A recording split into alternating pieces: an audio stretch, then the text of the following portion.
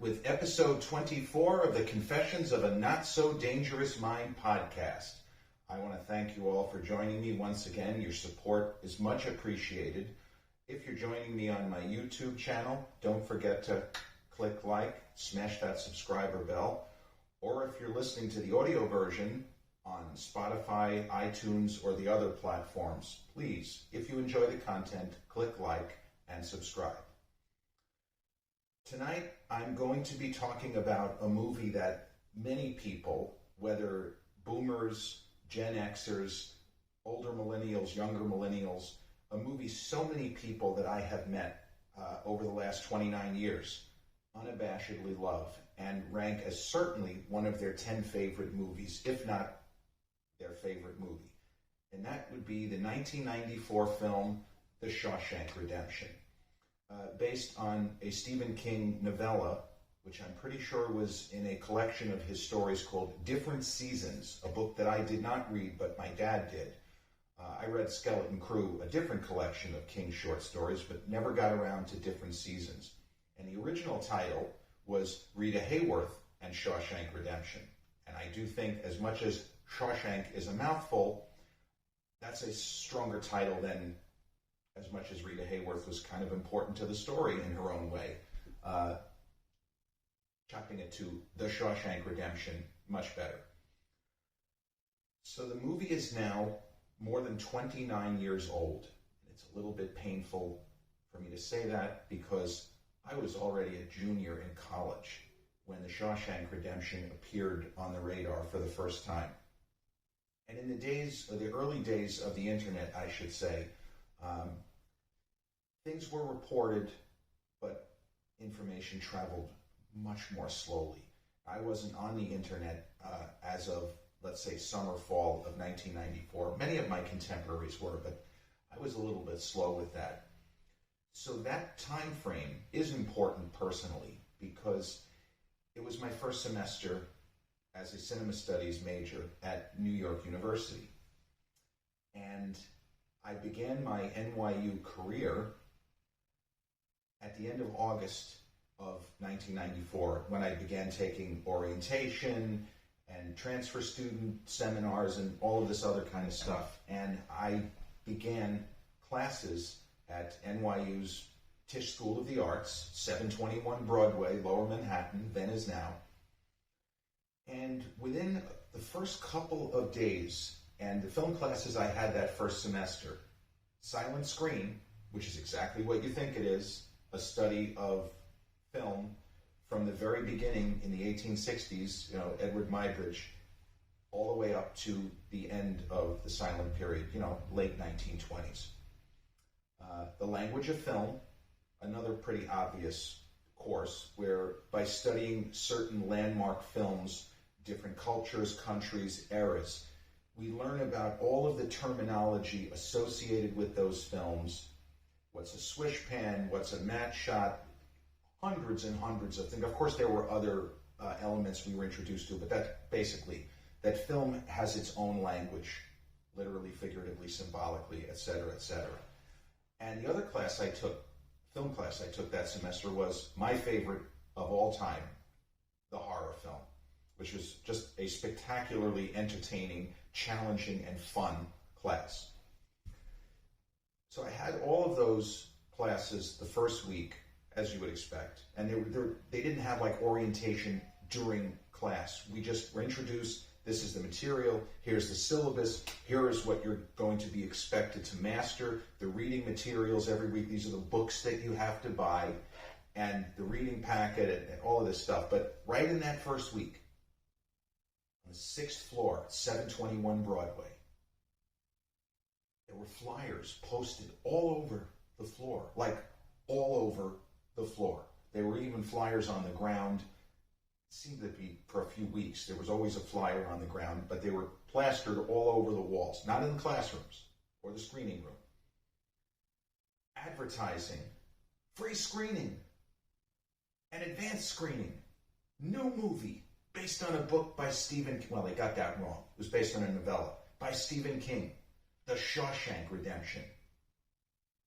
No prior identification with that story. I had read some of Stephen King's work, I read, at that point in my life, I was 20, I had read Thinner, which was one of the so-called Bachman books. The Running Man and The Long Walk were the other two in that collection of basically full-length novels that Stephen King wrote under a pseudonym because he was cranking out so much material. The guy was like Mozart on steroids. No offense to Mozart. I read that. I tried to read The Stand. I failed. I read his nonfiction book, super entertaining and a lot of fun, Danse Macabre, which he wrote in the late 70s. I started Salem's Lot a million years ago. I got through about 2-3. I said, this is not for me. And I had started reading The Dead Zone, and I got about 100 pages in, and it just lost me. But I did consider myself a fan of Stephen King on the strength of Danse Macabre and the fact that I did read Skeleton Crew, terrific collection of short stories, and in the case of The Mist, which is from that collection, more of a novella than a short story. So I considered myself a Stephen King fan. I already knew enough about him to know, well, he's a huge baseball fan. He likes the Red Sox. I was very familiar with him, but did not know all of his work. I had heard of different seasons. I didn't know that Shawshank had been in that. So when I saw this, and it was a poster, it's the now iconic poster of Tim Robbins, no spoilers, but Tim Robbins, what looks like a rainstorm, raising his hands to the heavens. And all cinema studies students, whether majors or minors, were invited to the screening.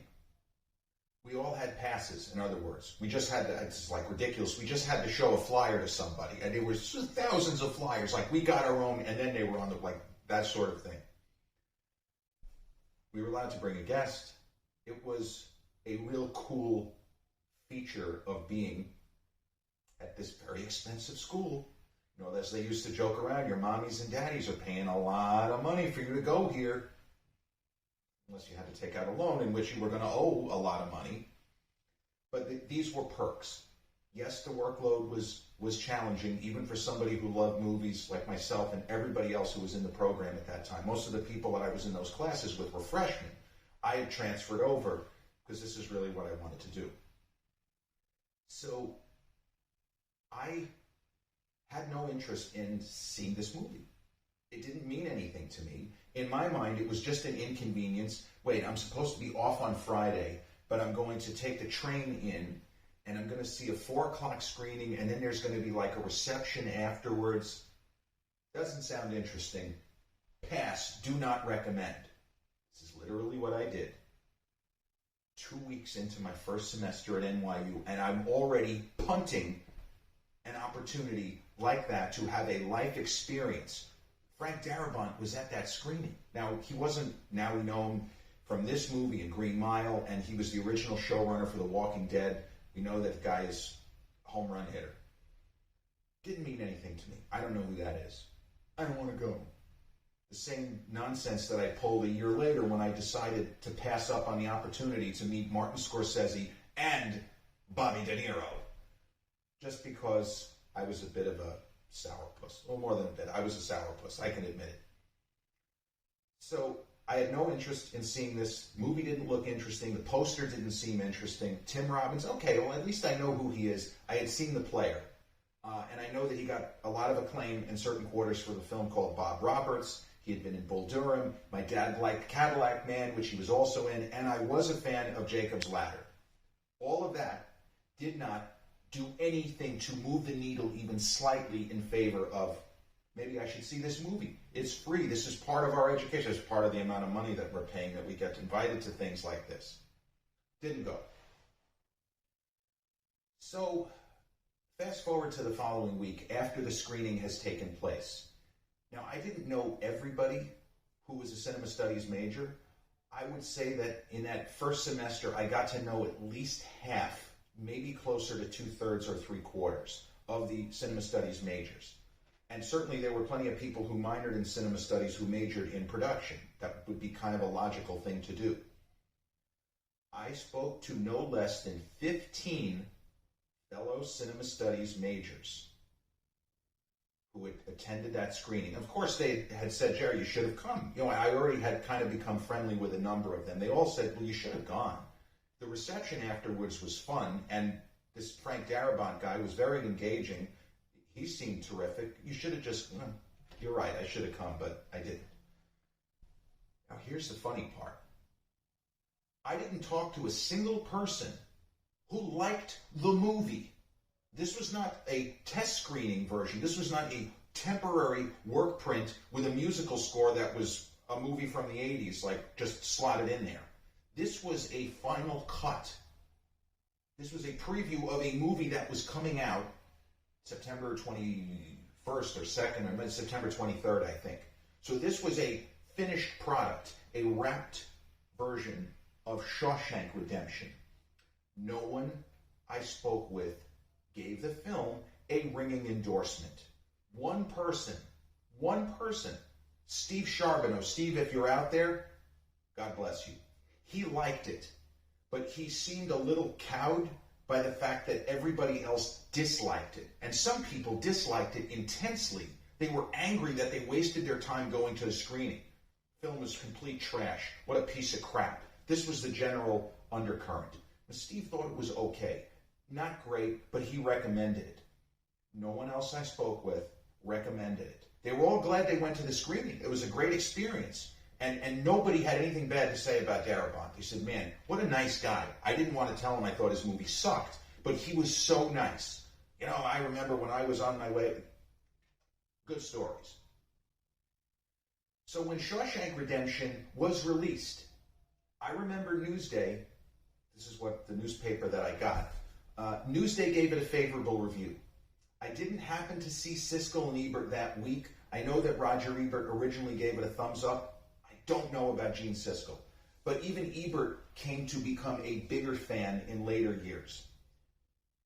The film got good reviews. The sense that I got overall was that it received good reviews. But another problem was that my second favorite movie critic, who I had mentioned on a previous podcast, behind Roger Ebert, was David Denby, who wrote for New York Magazine. And David Denby and Roger Ebert were very similar in terms of the movies they seemed to like and respond to. The difference was Denby appeared to me to be a harsher critic in general. And David Denby, I read his review in New York Magazine a week before the movie opened, and he basically was saying what the other cinema studies students had said. It was almost like he went to that screening, which I can't imagine he did, but he was repeating their talking points as if he had spoken to them, which he didn't. But the general thread of his review was, this could have been good. You can see the actors came to play. The period details are right. I give the production team, the crew credit. They nailed the time period. It's all believable, but the film is a catastrophe. It is bad.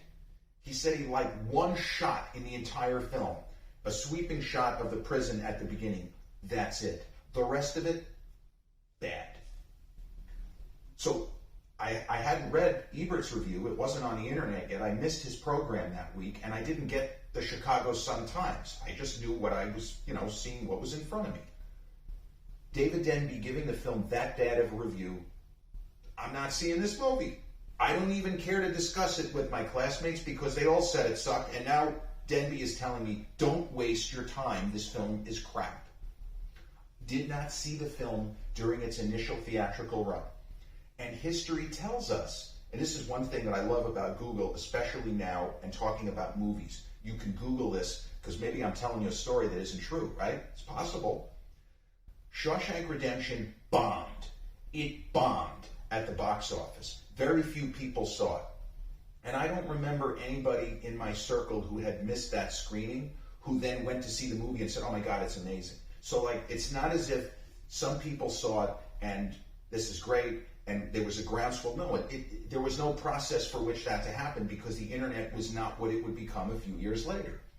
So Shawshank Redemption bombs, and honestly, out of sight, out of mind, it's not something that I was thinking about that much or pondering, I wish I had gone to that screening, or I'm probably going to see this movie anyway. It was not part of the thought process. That was a year. Natural Born Killers came out in the fall with a lot of buzz. Horrible. Listen, I love Oliver Stone as a filmmaker, and Tarantino, brilliant. The movie is not good. A lot of people disagree with me, not good. But the two big films that year, as far as awards, well, you can throw The Lion King in there. Pulp Fiction, Forrest Gump. I had seen Pulp Fiction when it premiered, and I was absolutely blown away. I love Forrest Gump, but Pulp Fiction was my pick for Best Picture, and everybody knew, and Quentin Tarantino even told this story, everyone knew that Quentin was going to be nominated for Pulp Fiction, and Spielberg famously told him before the Oscars, "You're going to win for screenplay, kid. That ain't bad. That's a feather in your cap." Like, he was already congratulating him. You're not going to win picture or director, but you're going to win for screenplay. So those were the two movies for me that, okay, it's going to be an exciting Oscars. I think Gump will win, but there was nothing else. I wasn't like, oh, True Lies will be nominated. Maybe, nothing. So fast forward to the following February, and the Oscar nominations in February of 1995 are announced for films released in 1994. And to my utter shock, Shawshank Redemption is nominated for 7 Academy Awards, including Best Picture and Best Actor. Not for Tim Robbins, but for Morgan.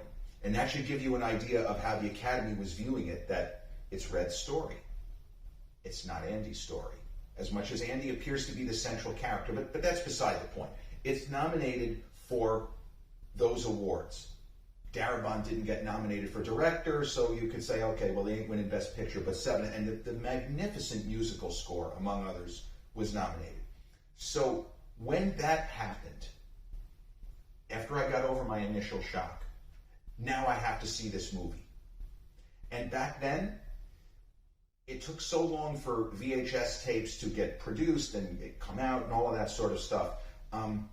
In this circumstance, movies were put back into theaters. If you had a film which tanked on its theatrical run, or even if it did okay, when Oscar nominations were announced, even at the end of a film, the theatrical run had ended, they would put it back into theaters. And I knew that that's what was going to happen. I was aware enough of this movie. It had tanked at the box office, but clearly the reviews were better than I thought. Meaning, this is a better movie than I was led to believe, because the Academy sucks, the Oscars are all political. I know. Believe me, I know, as well as anybody. But 7 Oscar nominations are not an accident. That means real people in the Motion Picture Academy circa 1995 had seen that movie and loved it. This was easy even for my angry 21-year-old brain to calculate. This movie is probably really good. So sure enough, within a few days, Shawshank Redemption was brought back into theaters. And on a Friday afternoon, I took my sister to see a matinee at the old Movies at Sunrise Mall, a great old theater that has 25 plus years gone the way of the dodo. And we sat there in awe, in rapt thrall. And the movie was magnificent. Right away, top 5 easily best movies I've ever seen. And to this day, it's certainly in my top 10. I saw it, and to be honest, immediately, okay, I see why it got nominated for Best Picture. I'm still going to pick Pulp Fiction. I'm going to root for Pulp Fiction, but I would have no problem if Shawshank wins. And as much as I love Forrest Gump, that was the 3rd best movie of 1994. So see this movie in theaters after it tanks, and it starts to gain word of mouth, which is important now, but it was different then when word of mouth had to travel almost from person to person, or to a much larger extent from person to person, we can say. When the movie came out on VHS, it was a huge hit. And by the time of the Oscars, there was, because enough people had seen it in theaters, that a lot of people were talking about this movie. And many people who had missed it, like myself, had seen it and were talking it up. You got to see it, you got to see it. Either if you can catch it in theaters or wait for VHS, you will not believe how good this movie is. And the film ended up getting shut out at those Oscars. Forrest Gump dominated, and as Steven Spielberg predicted in a funny story recounted by Tarantino when he was on with Howard Stern's program some time ago, Tarantino and his writing partner Roger Avery did indeed win Best Screenplay for Pulp Fiction, but Forrest Gump took the big awards. And then as time unfolded, 1995, 96. Shawshank became one of the biggest sellers. This doesn't really mean anything now, but it became one of the biggest sellers of VHS tapes. So many people bought copies because they loved the movie and just wanted to watch it. It was a movie that brought them comfort because it's a harrowing story of injustice, but there is something about that film, the spirit, the heart, and the humanity, and the strength of the performances. Morgan's amazing. And Tim Robbins is amazing. Hell, everybody. Clancy Brown is incredible as the toughest screw at Shawshank. And Bob Gunton as the warden, fantastic. I mean, his previous movie was Demolition Man, yucking it up more or less with Stallone and Wesley Snipes. So the film gradually gained what you could call a cult following, but just more people who loved the film. And by 1997, so not that much later, 3 years, it was generally acknowledged as one of the great movies, certainly of the decade, but one of the great movies, period. And I remember, this is something you probably can Google, I haven't, but Tim Robbins made a film with Martin Lawrence called Nothing to Lose. I'm pretty sure it was 1997. And Robbins starts the movie kind of like Andy Dufresne in Shawshank, in a suit and tie, and then shit goes wrong and he's kind of on the run with Martin Lawrence, and it's a buddy film. It wasn't really supposedly that good. I never saw it. Some of you may have seen it. It sucked. It was great. Tim is good, Martin sucks, or vice versa. But the two guys appeared on the OG Oprah Winfrey Show. And they were there to promote this movie. Oprah really only wanted to talk about the Shawshank Redemption. And think what you want of Oprah, but this interview, the way that she spoke of the film, the almost reverential tones she used. She said she had seen it when it came out, or she got a screener, whatever it was, but then she said she watched the movie 3 times in one day when she got the VHS. And the passion that she imparted, the audience was cheering and cheering, and they kept bringing it up for the rest of the interview. And Martin Lawrence, to his credit, he could have been like, I thought we were here to talk about this movie that we made now. But he was letting everybody have this moment. And Oprah Winfrey, huge star, right? Billionaire, media titan, she said this was maybe her second or third or first. Like this, she said, it's one of my favorite movies of all time. And it doesn't seem like it would be one of my favorite movies, but I love this movie. And, it's must-see. Get your tissues, get your popcorn, whatever it is. And so now, all these years later, the film is looked upon as an all-timer. The Internet Movie Database, it was kind of a running, not a gag, but a running thing where it was either first or second with the original Godfather from 1972 as far as the highest-rated film, period, as voted on by people who use the Internet Movie Database. So that, if anything, the estimation has continued to grow. And now when you look at articles, because sometimes these do pop up, when they try to tease it with this, acclaimed all-time great film which your mom loves or whatever, it'll say something like that, was a box office bomb, and you're supposed to guess what it is. It's Shawshank. And there's no real explanation as to why the film tanked. Roger Ebert and Gene Siskel believed that the fact that the title was a mouthful had something to do with it. And I could still see Ebert like he's trying, almost making a joke about it. He said it doesn't roll off the tongue the way Pulp Fiction, Forrest Gump, True Lies, The Lion King. And that was part of it. But maybe the marketing was a little off. I don't know. I remember thinking that the trailer looked pretty good myself. But it is a true thing that so many people that I've met of all ages, not just people who are Gen Xers, as I say, meet people in their teens, in their 20s, who when they find out you're interested in movies or, I talk about movies, I'm a film school grad. Unprompted, do you love The Shawshank Redemption? Well, yeah. Oh my God, that's my favorite movie. I would say of all the films, that's the movie that when I ask people for their favorite movie, that's the one that they say the most. Many people will say The Godfather. Some people will say Goodfellas. Occasionally, I'll get a Pulp Fiction.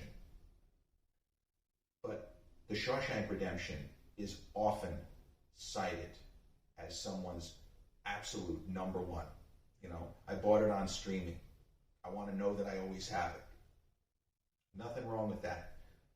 I never got a VHS. Now I'm thinking about it. I was not one of the millions of people that bought the VHS print. Did have it on DVD. I think that's long gone. I didn't really bring any DVDs with me when I came over here.